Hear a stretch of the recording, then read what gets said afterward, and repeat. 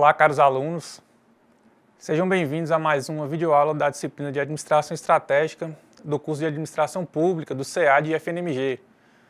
Eu sou o professor Alexandre Teixeira e hoje veremos o módulo 2 desse curso, cujo tema é Etapas do processo de Administração Estratégica, diretrizes organizacionais.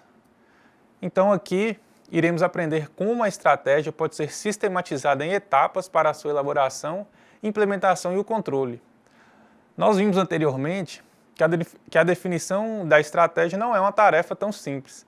Existem várias vertentes de definição e aplicação da estratégia e uma delas, e mais usada atualmente, é no contexto das organizações. Por isso, para aplicar a estratégia nas organizações, a administração traduz essa estratégia em etapas a fim de garantir que todos os pontos importantes da estratégia sejam contemplados na hora do planejamento. E que pontos são esses, né? Então hoje iremos conhecer esses pontos e desenvolver especificamente a primeira das etapas do processo de administração estratégica, que é definição de diretrizes organizacionais. Então, para isso, vamos acompanhar o conteúdo desta aula nos slides. Bom, como informado, o tema desta aula é Etapas do processo de administração estratégica, diretrizes organizacionais, que faz parte do módulo 2 da disciplina de Administração Estratégica. Dentro do tema, serão abordados os seguintes tópicos. O tópico 1, Etapas da Administração Estratégica. O tópico 2, Diretrizes organizacionais. Definição do negócio, definição da missão, definição da visão e a definição dos valores. E, por fim, as considerações finais da nossa aula. Quanto aos objetivos dessa aula, ao finalizar essa unidade, você será capaz de conceber as etapas do processo de administração estratégica, discutir e analisar o negócio e a missão, discutir e analisar a visão, discutir e analisar os valores organizacionais. Bom, etapas da administração estratégica. A gente pode visualizar, na figura 1, nos apresenta de forma sistematizada as etapas do processo de administração estratégica, que podem ser divididas em 3 grandes etapas, que são a etapa 1, de formulação, que é o planejamento estratégico propriamente dito, a etapa 2, implementação, e a etapa 3, de controle. A etapa 1, que é a de planejamento, é onde se inicia todo o processo. Aqui devemos realizar o diagnóstico atual da situação da empresa, isto é, definir as diretrizes organizacionais, que é uma declaração do negócio, visão, missão e valores organizacionais, que devem atestar a identidade organizacional da empresa. Em segundo lugar, na segunda etapa do planejamento, devemos realizar uma análise do ambiente organizacional. Então, podemos entender esse ambiente organizacional como um conjunto de fatores ou tendências existentes que podem afetar o desempenho da organização. Esse ambiente se divide em 2 camadas. A camada do ambiente externo, onde encontramos as oportunidades e ameaças, que são as tendências que a empresa não tem controle sobre elas. Isto é, elas vão ocorrer independentemente da vontade da empresa ou dos seus dirigentes. Temos também a camada do ambiente interno, onde encontramos as forças e fraquezas da organização. Já esses fatores tratam-se de recursos e capacidades internas que a organização possui total controle sobre eles.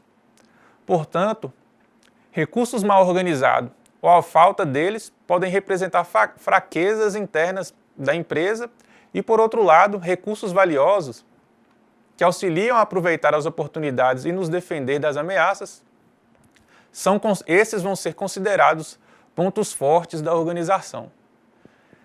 Então, a partir desse diagnóstico da identidade organizacional, contido nas 2 primeiras etapas, devemos ser capazes de definir alguns objetivos estratégicos que faz parte da etapa 3 do planejamento, formulação de estratégias. Aqui nessa etapa, devemos ser capazes, por meio de ferramentas da administração, como a análise SWOT, de definir objetivos, metas e ações futuras da organização. É nesta etapa também que é elaborado o orçamento, que é a tradução quantitativa dos objetivos que foram traçados por meio de planos de longo prazo. No orçamento, os administradores irão alocar recursos financeiros que pretendem gastar durante o ano, e isso depende das estratégias que são assumidas pela empresa. Seguindo, na próxima etapa geral do processo de administração estratégica, nós temos a etapa de implementação. Bom, é nesta etapa onde os objetivos que foram definidos são colocados em prática e ocorre a experimentação do planejamento. E por fim, na etapa geral 3 de controle, esta etapa representa o monitoramento e acompanhamento de todas as etapas anteriores, a fim de verificar se ocorreram conforme as nossas expectativas. E caso haja desvios do que foi planejado para o que está sendo implementado, o controle permite traçar ações corretivas e buscar colocar novamente a organização no caminho certo. O controle orienta a retroalimentação, ou o que chamamos de feedback, que é o retorno do processo para alinhar as diretrizes organizacionais com os objetivos que foram concluídos. Enfim, o processo de administração estratégica nos orienta na definição da estratégia organizacional.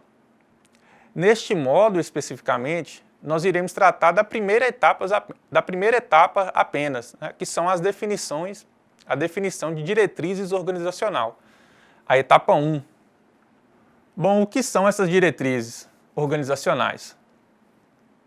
Podemos entender as diretrizes organizacionais como a declaração da identidade organizacional para os stakeholders.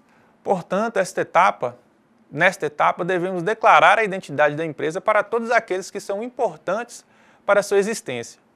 A identidade de uma empresa é o que a diferencia das demais empresas, mesmo que sejam do mesmo setor, ofertando produtos e serviços semelhantes. Não existe uma organização idêntica à outra, e sua identidade organizacional, isto é, a declaração do negócio, missão, visão e valores, é o que vai atestar essa diferença para os demais interessados. O primeiro ponto que vamos tratar das diretrizes organizacionais é sobre a definição do negócio. O negócio é muitas vezes entendido como um ramo de atividade ou produto ou serviço que é comercializado pela empresa. Por exemplo, a venda de carros, pode ser comida aquilo, pode se tratar de supermercados, padarias e serviços de consultoria, dentre outros produtos e ramos de atividade que poderiam ser entendidos como um negócio. Mas, na verdade, o negócio é materializado dentro do produto, o que pode levar-nos a confundir os conceitos. O negócio deve ser entendido como o benefício que é esperado pelo cliente e não pelo produto em si. Esse benefício é a necessidade que o cliente espera que seja atendida pelo produto, que pode ser atendida por vários outros produtos diferentes. Por isso, a definição do negócio deve ter uma perspectiva voltada para o cliente, em detrimento da perspectiva voltada para o produto, que limita o negócio. Já no caso de organizações públicas, que é o nosso maior interesse, não seria mais correto tratarmos disso com a palavra negócio, pois são organizações que não visam lucro.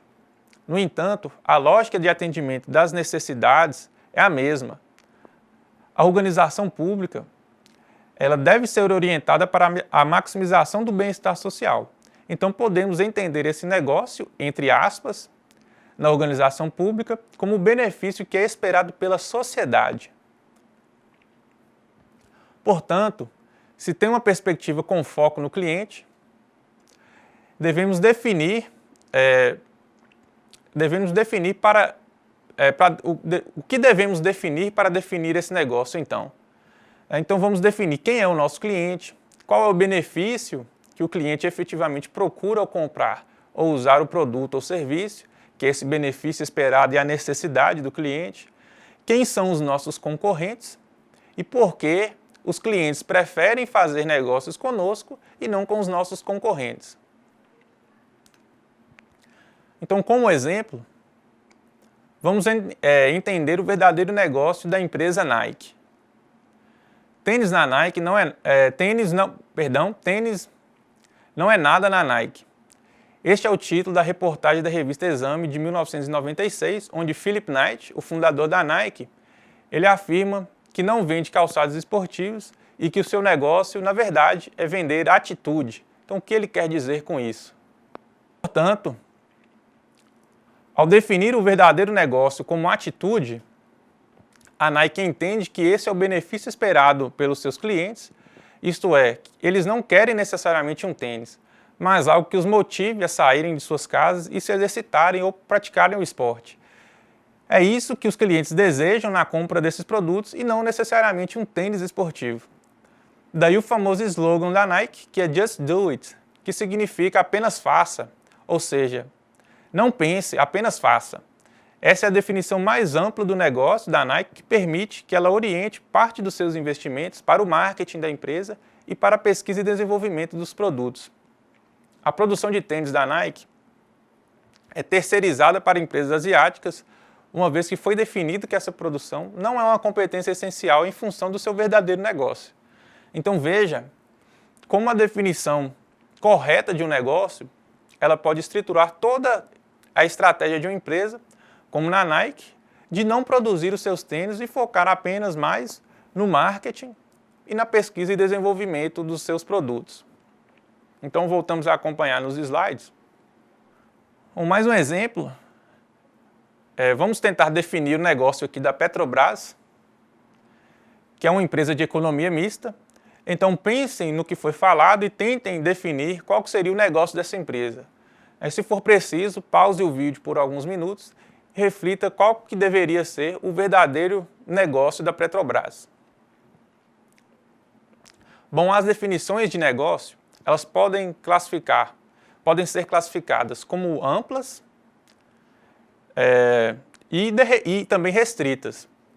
A definição restrita do negócio é aquela mais simples que se confunde com o produto ou serviço que é comercializado. No caso da Petrobras, o negócio restrito pode ser entendido como exploração e venda de petróleo apenas. Essa pode ser entendida como uma definição míope dentro da estratégia, pois é uma definição baseada no produto que impede a empresa enxergue o real benefício que o cliente espera. Já a definição ampla do negócio, ela tem o foco esperado do benefício esperado pelo cliente.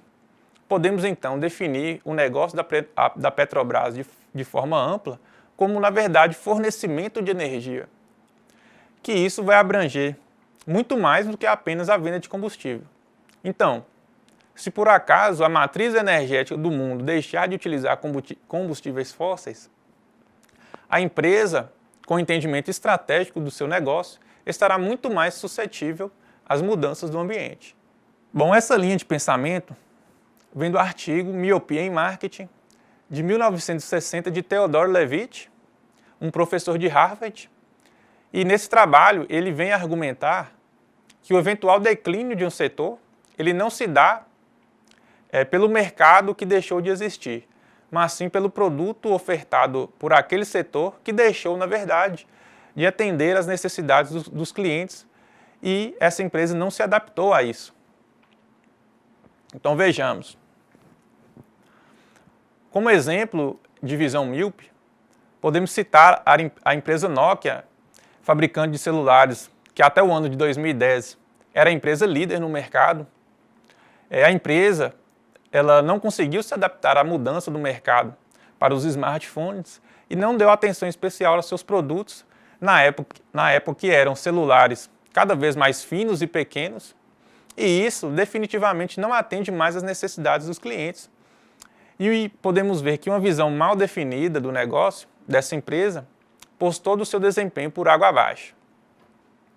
Então voltamos a acompanhar nos slides. Sobre agora a definição da missão, podemos entender que a missão atesta qual é o papel da empresa dentro do seu negócio. Portanto, pode ser entendida como a razão de existir da empresa no seu negócio. O negócio que acabamos de ver anteriormente deve estar contemplado no texto da missão. A missão é basicamente o que a empresa faz no presente e representa o propósito do seu negócio. Ela serve como orientação para os funcionários se identificarem com o propósito da organização. E também deve ser relevante para todos os seus stakeholders, que são as partes interessadas da empresa. Então, no momento de escrever o texto da missão da organização, podemos nos orientar por algumas questões que devem ser respondidas ao leitor que vai estar lendo esse texto. Também devemos pensar em quem vai ler esse texto, pois isso irá declarar um pouco do propósito presente da nossa organização. Dessa forma, uma ressalva é que a missão ela não pode ter um texto muito grande e exaustivo, pois deve ser mentalizado e incorporado pelos seus dirigentes e trabalhadores da empresa. Então, para tornar isso mais fácil, precisamos ser criativos e ao mesmo tempo sucintos ao tentar incorporar esse propósito em algumas poucas palavras.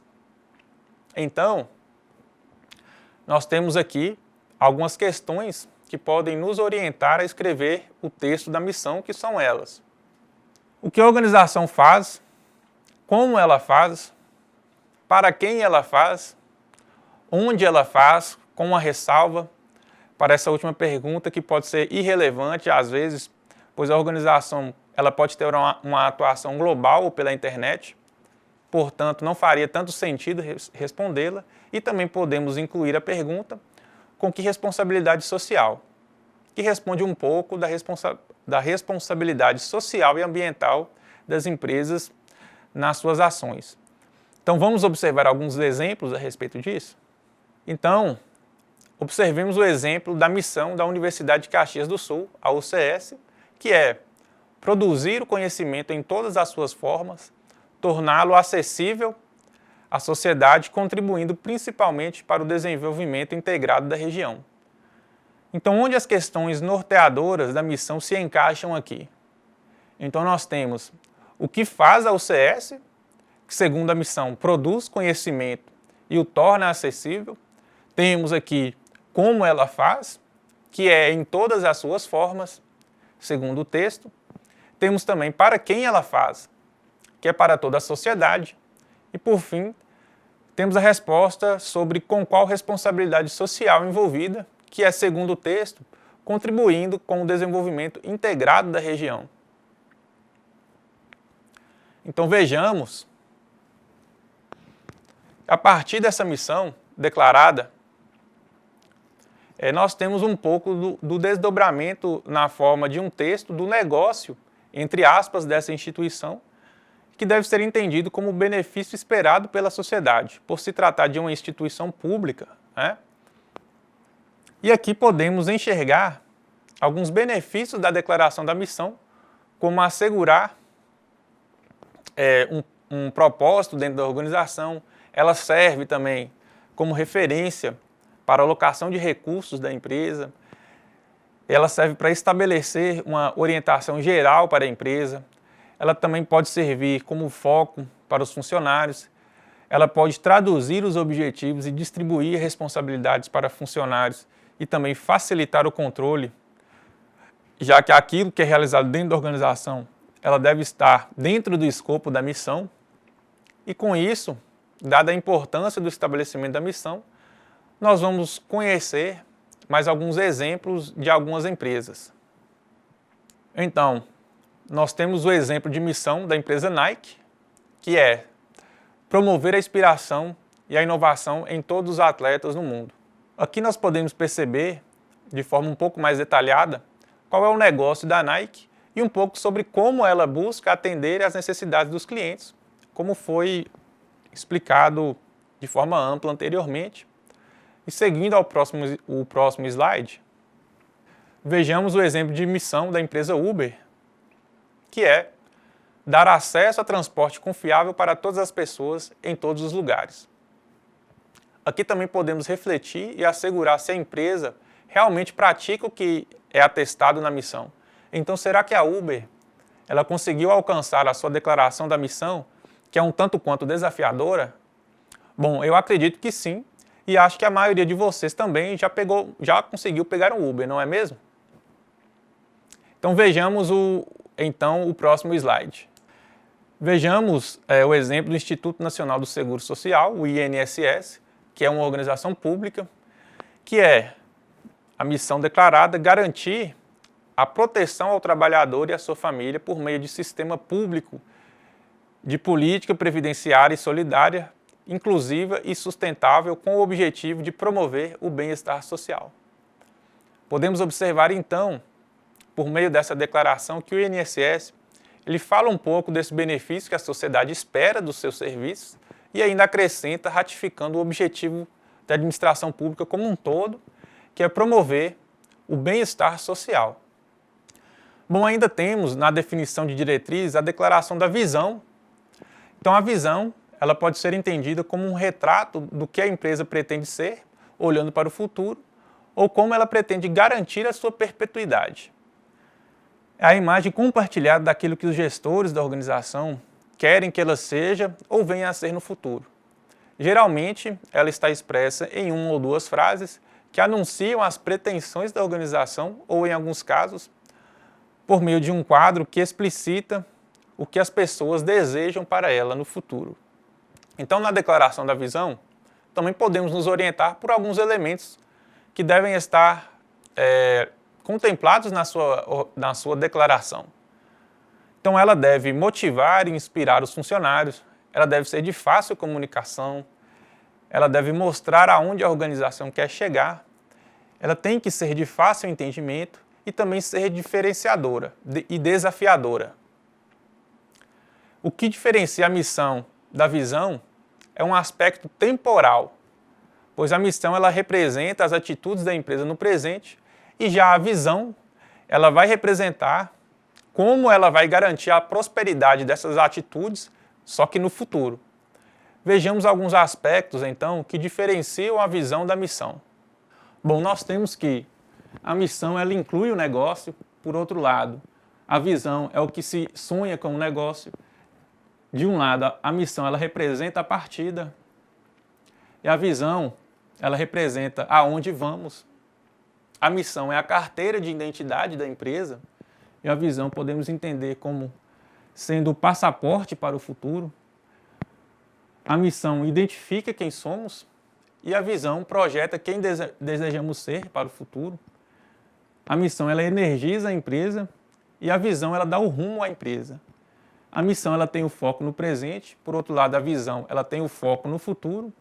A missão é a vocação da empresa e a visão ela é mutável conforme os desafios. Então aqui nós temos algumas características que vão diferenciar esses dois aspectos. Então vejamos alguns exemplos de visão organizacional de algumas empresas. Então na Coca-Cola, a visão é matar a sede do mundo. Já na Disney, a visão é criar um mundo onde todos possam se sentir crianças. Então lembrem-se que a visão ela deve garantir como a empresa deverá manter a sua prosperidade no futuro a partir das suas ações que foram definidas lá atrás na missão. Do INSS, a visão é ser reconhecida como patrimônio do trabalhador e sua família pela sustentabilidade dos regimes previdenciários e pela excelência na gestão e cobertura e no atendimento. Ainda falta falar na definição de diretrizes sobre os valores da organização. Então, valores são aqueles elementos nos quais acreditamos que servem para os membros da organização, na sua totalidade, como norteadores do comportamento, que são balizadores da ação empresarial e, assim, indicam para todos da empresa o que é certo e o que é errado. Eles podem ser entendidos também como o balizamento para o processo decisório e comportamento da empresa no cumprimento de sua missão. Ou seja, esses valores eles deverão refletir o comportamento de todos os funcionários da organização para os seus stakeholders e, com isso, formar um certo padrão de conduta para as ações e atividades da organização. Então, os valores eles representam também o que o negócio espera dos seus funcionários, no que diz respeito às suas atitudes. A definição dos valores, eles permitem contemplar os seguintes aspectos. Então, eles definem um código do que é o comportamento aceitável ou inaceitável na empresa.